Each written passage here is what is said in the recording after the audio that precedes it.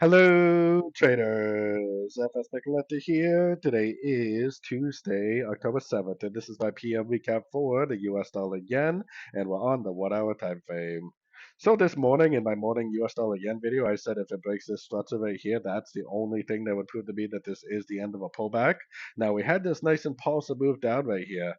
I guarantee that a ton of people went short right there. But like I said, anything you see to the downside doesn't prove that it's going down in a big way until you get to break a structure at a Fibonacci level, which never happened.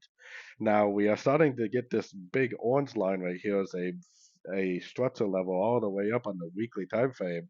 If it breaks and holds above this structure, then I'm gonna have to say that this is the end of an ABC and that it's actually probably gonna go back up to all these highs, which means we could see a bullish dollar for potentially quite a while. But definitely, unless we get some sort of a break or something to the downside, at least on the 1 hour time frame, I mean, we still want to be looking for logs. The trend is your friend, especially on the yen pairs. You know, the trend is definitely your friend, and you definitely should be looking for pullback entries to go long. So, anyways, don't forget to check out my website, linked over here in the corner. And as always, thank you for watching and happy trading.